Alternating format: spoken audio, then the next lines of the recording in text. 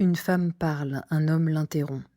Il a dessiné un plan du séjour. Les garçons ne doivent pas dépasser la table basse. Derrière, il a établi son coin bureau qui occupe tout le canapé. Il trouve que les garçons s'alimentent mal et que je leur donne des mauvaises habitudes à les gaver de pain à midi. Pourquoi je prépare des sandwichs et pas des plats? Pourquoi je ne profite pas du fait qu'on est tous rassemblés pour créer des recettes? Pourquoi je ne profite pas du confinement pour m'améliorer? C'est dommage de ne rien changer. Et si le confinement dure 6 mois, est-ce que je vais porter durant 6 mois ce gilet horrible alors que les garçons ont besoin de se forger une belle image de la femme en vue d'un avenir radieux avec une compagne hors norme? Est-ce que je crois vraiment que ma petite crise d'hier soir, quand je me suis plainte de la charge mentale, utilisant cette expression de frustrée, pour exploser et me plaindre encore de ces 1000 choses que j'exécute dans l'ombre chaque jour en pensant à d'autres choses qui m'intéressent aussi peu que celles que j'exécute, penser à inscrire Théo pour son stage d'anglais, mais demander le papier avant le 17, sortir la poubelle verte avant 16h, sauf que j'ai oublié d'étendre le linge et de renvoyer la photocopie de l'assurance scolaire de Mathieu, donc les timbres, acheter un timbre, penser à faire le plein de chocolat sur la route de la poste et passer au pressing reprendre la couette du grand lit, déposer le tapis sali par le chien et les vaccins du chien, y aller, du coup pousser jusqu'au marchand de croquettes, mais je n'ai pas de photocopieuse pour le papier à poster, sauf que le sac de croquettes fait 12 kilos, donc pas à vélo. Mais j'ai ma visio avec le bureau, je suis en retard, ils ont faim, ils attendent sans penser à mettre le couvert. Est-ce que tu crois que ta cuisine intérieure nous intéresse? Normalement, il passe la semaine dans l'avion, à l'hôtel. Quand il revient le week-end et que le frigo est plein, il inspecte les notes des enfants entre 2 matchs de tennis. Il répond très bien en se grattant la gorge quand j'évoque un problème de bureau. Depuis le début du confinement et malgré mon changement de pull, la seule fois où il m'a regardée, il a évoqué ma fatigue. Je pense que t'es trop nerveuse. Quand les garçons parlent trop fort, il leur demande de se taire. Quand je ris avec eux, ils s'excusent au téléphone d'être sous l'eau avec une famille encombrante et bruyante. Pour que les enfants ne l'entendent pas parler d'eux ainsi, je m'invente des quintes de tout. Donc en clair, soit on se déconfine tout de suite et je tiens debout jusqu'à la majorité des enfants, soit je tue mes enfants pour ne pas qu'ils souffrent en découvrant le connard de père que nous avons tous ensemble engendré. Moi, la première.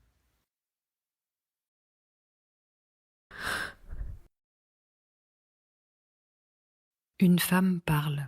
C'est mieux d'être confinée pour se cacher. Je me cache bien depuis le confinement. Sauf à l'heure des courses. Quand il faut sortir, je fais tout en fonction de lui. Je vais ailleurs, toujours ailleurs, comme si je devinais l'endroit qu'il va choisir pour ses courses, ou l'heure, ou ce qu'il aura envie de bouffer. L'heure, je sais, un peu. Si je sors tôt le matin, normalement, je suis tranquille. Mais à l'ouverture des magasins, il y a vraiment peu de monde, donc s'il est là, il me voit. Forcément. Il n'y a pas les gens pour me cacher dans ces cas-là.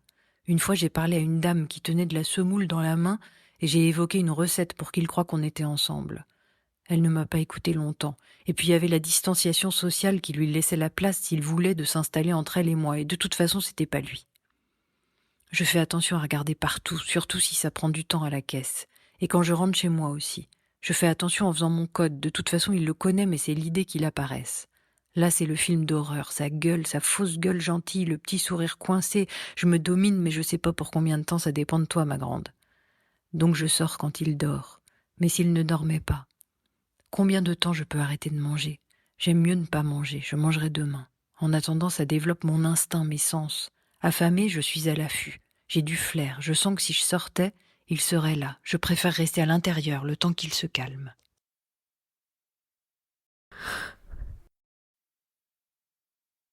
Un homme parle.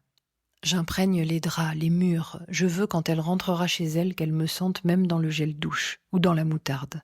C'est drôle, toutes ces sauces qu'elle garde dans son frigo. Je n'aurais jamais cru qu'elle aimait autant la mayonnaise, la tartare, la béarnaise. C'est peut-être ses enfants. C'est très important, le visuel aussi.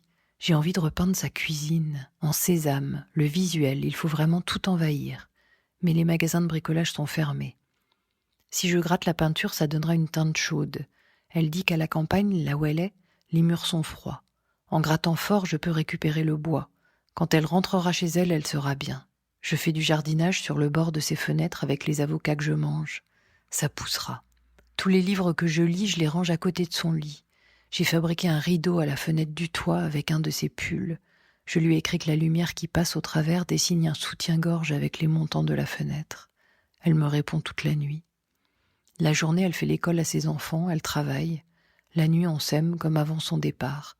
Moi bloquée ici sans avion pour rentrer aux États-Unis, elle contrainte de partir avec ses enfants et me donnant ses clés en pleurant, moi promettant une suite grandiose dès son retour, ici, ailleurs, partout mais ensemble. Parfois la nuit, pendant qu'on se parle, mon téléphone vibre, elle demande qui m'écrit à 3 heures du matin. On rit quand je lui réponds que c'est Google qui me raconte les dernières actus de mon pays.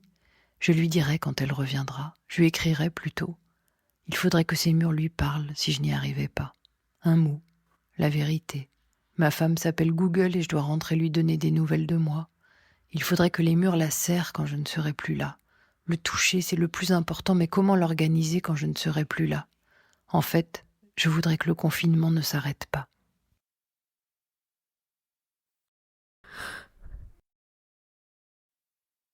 Une femme parle. Hier, j'étais contente parce que c'était de la virilité et je me rappelais toutes les fois où je m'étais dit c'est quoi viril? Or c'était là, devant mes yeux, Sébastien sous la voiture, dans le garage, et j'ai pensé cette fois c'est bon, il va la soulever et tout ira mieux. Il a poussé une forme de râle, c'était cratère, le mot employé, sous la voiture. Colmaté, il a dit, et puis ça va pas suffire. J'étais comme une folle autour de la voiture, c'était vraiment le moment pour un apéro Zoom avec mes amis, qu'ils voient tous mon Sébastien sous la grosse voiture. En plus, il fait froid dans le garage, mais je voyais ses bras nus sortir parfois de sous l'habitacle, et il n'avait même pas la chair de poule. Juste du cambouis et des râles, aggravés par le claquement répété, brutal, vraiment brutal, de la porte du garage qui réagissait aux à-coups de la voiture. Il a dit plusieurs gros mots vulgaires, et quand il a traité la voiture de salope, j'ai fait une photo. Dessus, on voit juste la voiture, puisqu'il est dessous. Mais la photo est sombre et on s'attend à ce qu'il apparaisse avec un visage défait, furieux, marqué, usé par le labeur sous la voiture. Et peut-être une écorchure assez profonde comme un coup de cutter. Je me suis mordu les doigts d'angoisse à l'idée qu'il apparaisse blessé, et puis il est sorti de sous la voiture. Il m'a souri, il avait les joues roses et les aisselles mouillées, mais son t-shirt était tout propre, rayé bleu et jaune comme avant d'entrer sous la voiture. Il a dit qu'on allait appeler un garagiste. Il m'a demandé si j'avais gardé le numéro de Ben, le type de la dernière fois. C'est marrant, j'ai eu 4 Ben dans ma vie. Je ne sais pas ce que ça veut dire.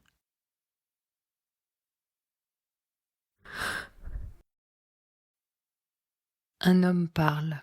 Notre maison platonique, je l'ai toujours imaginée au dernier étage d'un immeuble rempli de soleil avec un escalier qui grince. Une porte derrière laquelle on sursaute dès que la poignée tourne. Une chambre, même si je n'imagine pas de lit, mais c'est quand même une chambre d'étudiants de bonne, habitée par nous deux. Décorée par nous aussi, avec les affaires de chacun. Les photos de voyage qu'on n'a pas vraiment fait, ou brièvement. Et puis si, on les a fait, une journée dans l'Oise, une journée en Seine-et-Marne, un aller-retour à Lyon, nos escapades de 12 heures en TGV, les billets de train posés sur la table, nos souvenirs quotidiens, chacun sa clé. Pouvoir y aller dans notre maison platonique quand tu n'y es pas, et avoir l'impression d'être chez nous. Maintenant que mes jambes me portent moins haut, moins vite, je pense que j'aurais dû la choisir avec ascenseur, cette chambre. À l'époque, tu avais 28 ans et moi 56. J'en ai 81 et on n'a pas de maison. Je vis toujours dans le même appartement avec ma femme. Toi, tu vis chez toi, seule parfois. Quand tu ne l'es pas, je te dis que c'est bien. Quand ça se termine, tu me l'avoues aussitôt. Je ne peux pas m'empêcher de le fêter.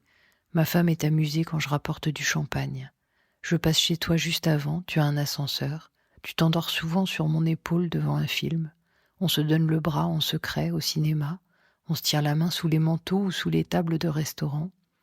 Je te reparle de cet appartement à nous, à 1 kilomètre de chacun de nous et surtout pas 1 kilomètre 100 en prévision du prochain confinement. Tu es d'accord. Ça n'est jamais arrivé qu'on ne se voit pas de toute une semaine. Alors 3 mois, c'est intenable.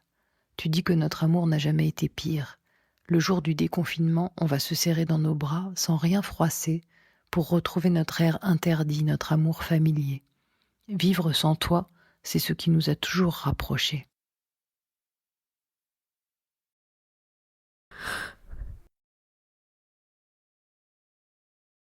Un homme parle. Ma vie est un grand tourbillon. Je voyage, train, avion, chaque jour. C'est ma vie et j'adore.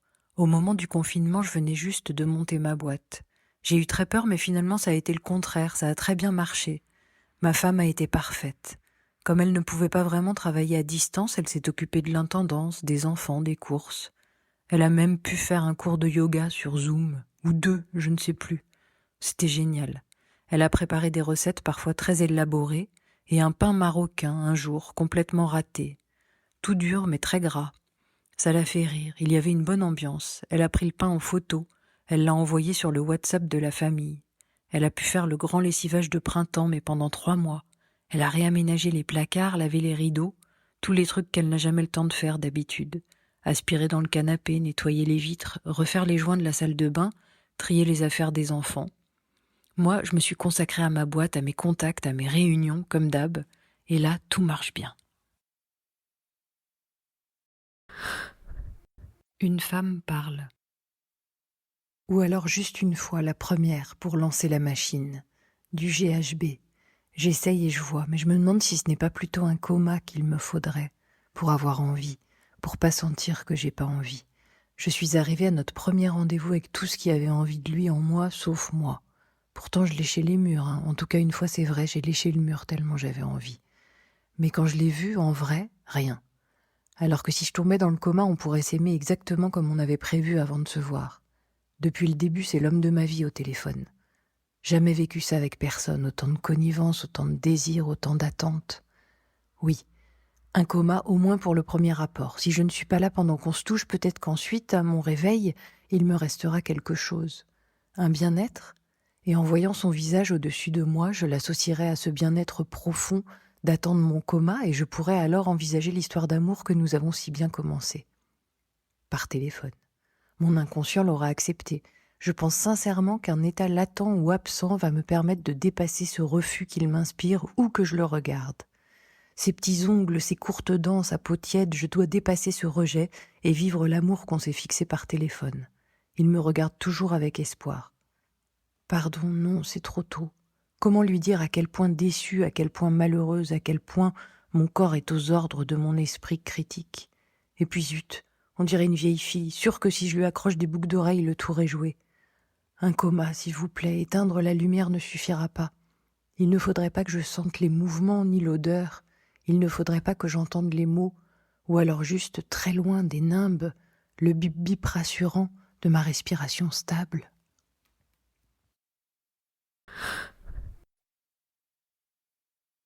Une femme parle. Mes parents, non. D'emblée, c'est non. Eux, non, elle est trop belle, la maison, et ton nouveau mec, on le connaît pas, même pas, donc non. Simone et André me jettent. Tu te confines où tu veux avec vos 4 mômes, mais pas à la villa, faut risquer d'abîmer. Ok, ils habitent dans un palais, la villa, c'est une salle de bain pour 2 chambres, mais c'est non. Donc avec mon copain, on trouve autre chose, tant pis. Les parents de mon copain, c'est tout de suite oui. Sauf que leur maison est moche. Je dis moche, ce n'est pas si moche, mais c'est pas la villa. De toute façon, à la fin du confinement, on aime tellement la région qu'on décide d'acheter là-bas, en Normandie. Et donc on visite. Et la première maison qui nous fait de l'œil, elle appartient à qui, tu crois? Vas-y, devine. Elle est à Simone et Michel. Ils n'ont pas la même gueule que mes parents, mais ils ont les mêmes prénoms. Je panique parce que je fais des constellations familiales avec une chamane actuellement, donc c'est le genre de message où je ne sais plus comment installer les Playmobil après. Et ensuite, je n'arrête pas d'avoir des trucs avec les maisons. Peut-être parce que la chamane m'a dit que j'avais des fantômes partout dans le karma. Pendant la séance, j'ai vu ma grand-mère pendant 1 heure. Bon, après je vais à Avignon, dans ma maison d'enfance, et mon mec me dit « il y a une dame sur le lit ». Et c'était mon arrière-grand-mère. Alors on a libéré l'arrière-grand-mère à coups de sauge et autres. Après ça, j'étais épuisée. Mais encore après, je me suis sentie tellement libérée pour ma famille qui porte trop de choses du côté des femmes. Pendant le confinement, j'ai aussi fait un cours d'orgasme en ligne. C'était génial. Un site irlandais de libération des meufs. On était 80 nanas. C'est juste fou. On a parlé du yoni, l'organe génital de l'hindouisme, enfin dans l'hindouisme. Maintenant, je sais qu'il faut arrêter de faire pipi comme des bourrines et laisser couler le pipi.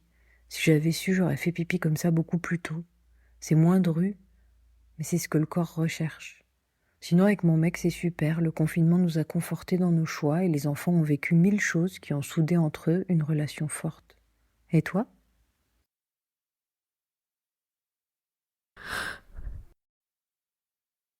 Un homme parle. Elle aime quand je chante. C'est ma voix qu'elle aime. Parfois, elle dit « chante, s'il te plaît, chante, chante maintenant ». Si je chante, ça veut dire qu'on n'est pas confiné. Alors je fais des concerts, je répète, je rentre vidée et je me sens bien, même si je gueule. Quand j'ai des concerts, je chante, c'est vrai, mais parfois je m'énerve quand même. C'est brutal, c'est pas contre elle, c'est parce que je bois trop. Après, je lui fais des reproches. Je lui reproche que je bois. Je sais que c'est n'importe quoi, mais elle aussi le sait. Alors elle a une façon de s'énerver, ou au contraire d'attendre que ça passe et de se terrer, une façon qui m'énerve, tout m'énerve chez elle quand je bois, et qu'elle me regarde ou qu'elle regarde le niveau de la bouteille, ça c'est le pire. Mais quand je ne chante pas, tout m'énerve encore plus, elle n'ose même pas regarder le niveau de la bouteille. En ce moment, je n'ai pas de contrat, aucune perspective, pas de spectacle, pas de public, et le pire de tout, c'est de sentir que si je ne chante pas, je ne lui plais pas. Alors je gueule. Mais gueuler, c'est pas chanter, ça ne lui va pas, ça se voit. Elle aime ma voix quand je chante, mais quand je ne chante plus, elle ne m'aime pas. Je veux bien chanter pour lui faire croire qu'elle m'aime encore, mais c'est moi qui ne l'aime pas quand elle déchante.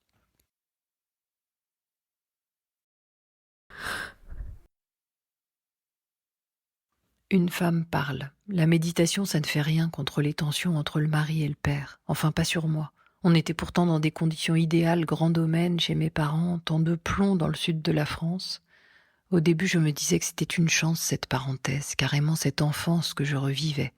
En fait, c'était horrible. J'ai trouvé mon mari nul du début à la fin. Quand le confinement s'est arrêté, j'ai failli me tromper et rentrer avec papa.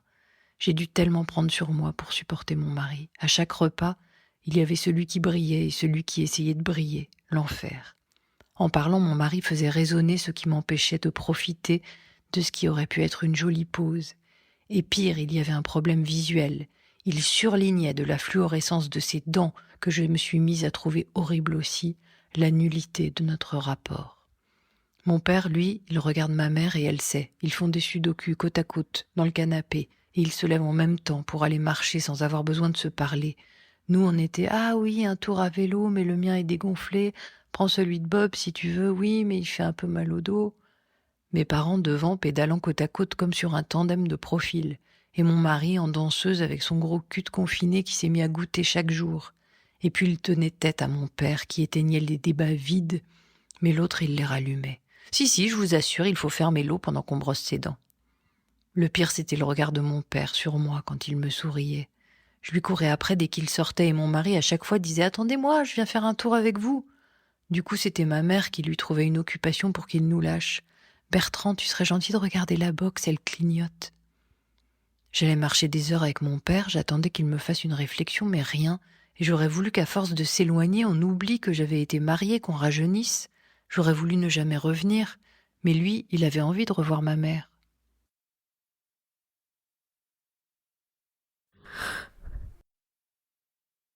Une ado parle.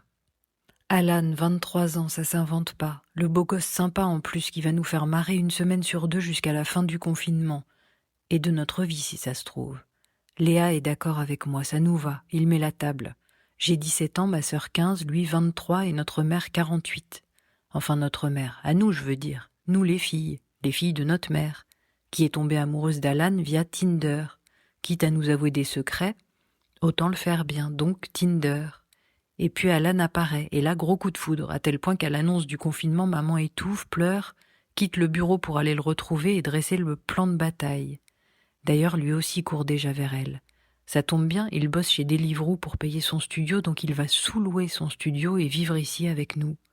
Ouf, maman sourit. Et on ne dit pas que c'est mal avec Léa. La femme de papa est très jeune, elle aussi. Mais quand même, comme dit papa, elle a passé la barre des 30. Pas Alan. Du coup, il a besoin de manger beaucoup et de faire du sport régulièrement. Il est plus naturel que nous, surtout quand il fait de la sangle TRX et que maman le regarde. Dans le suite qu'elle lui a emprunté. D'un coup, elle s'intéresse à tout ce qu'on lui racontait et qui ne la touchait pas, même le tri des poubelles, c'est bon, ça rentre. Le Nutella qui tue les orang-outans, les pailles qui tuent les tortues. C'est acquis. À lui, par contre, quand il mange des chips, elle n'ose pas inculquer l'importance des 5 fruits et légumes par jour.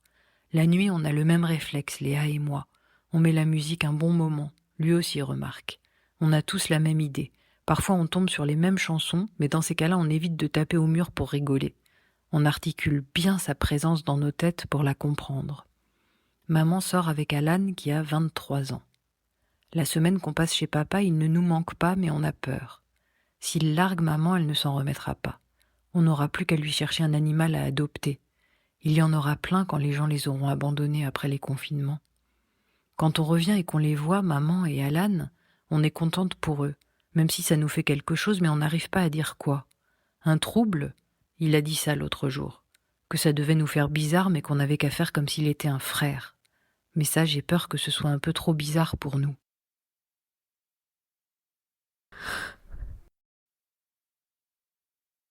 Un homme parle. Une question de survie, c'est ce que tu viens de me dire? Notre confinement ensemble s'est bien déroulé pour une question de survie? La peur t'a fait céder à mon désir? La peur que je m'énerve et qu'on soit enfermés, toi, les enfants, moi et mon énervement? Donc tu as cédé. Peux-tu s'il te plaît rembobiner tout cela, projeter à nouveau le film dans ta tête et être honnête pour une fois? Tu pleures? C'est tout? Un manque de maturité, je ne vois que ça, je ne suis pas un mec possessif, donc ce dont tu te plains n'existe pas. Sortir seul, voir tes copines sans moi, pas de problème. Libre à toi de faire ce que tu veux. Après, ne t'étonne pas si de mon côté, je sors aussi. Avec ça, on n'ira pas loin. Mais je n'impose rien. Ne me reproche pas de t'enfermer et de te faire des crises de jalousie. Je ne suis pas responsable de ta quarantaine qui passe mal. Quand je te fais remarquer que ta robe est trop moulante, ce n'est pas une marque de mépris. C'est juste le regard de l'homme qui t'aime et qui se sent en droit de te dire que tu as passé l'âge. La confiance, voilà aussi ce qui fait un couple. La présence, le regard, la constance. Si tu y vois une entrave à tes after-work, c'est que tu as oublié que notre couple est aussi un partage. Si nous ne partageons pas, notre couple va mourir. Notre confinement a été extraordinaire, souviens-toi. Tu étais là pour voir à quel point je suis capable, en période de crise, d'installer une ambiance sereine, de rester jovial et tolérant. Nos enfants ont aimé que je leur fasse l'école et tu as télétravaillé autant que tu voulais grâce à moi. Nous étions dans le réel. Si tu veux me quitter, trouve d'autres arguments que celui de la parenthèse que tes copines ont dû te souffler. Ce confinement n'a pas été une parenthèse dans notre rupture. Là, tu patauges. Franchement, c'est creux. Ce confinement nous a réconciliés. Il n'a d'ailleurs plus jamais été question de querelle depuis. Je suis rentrée chez moi, tu as repris ta vie de célibataire en m'envoyant 200 SMS par jour. Était-ce des SMS d'amitié? Des SMS de peur? Nous avons vécu le premier confinement dans la joie. Nos enfants en sont témoins. Tu as même rejoint notre lit et je n'ai pas eu beaucoup à insister. Tu peux répéter qu'un jour j'ai donné une tape au chat qui ne la méritait pas, ou évoquer une violence implicite qui t'effraie en moi, mais règle tes angoisses et ne perturbe pas les enfants. À présent que nous pouvons replonger dans la joie de ce nouveau confinement, grandis un peu, ouvre-moi la porte de notre maison de vacances, reconnais que j'ai raison, et profitons-en pour revivre définitivement ensemble.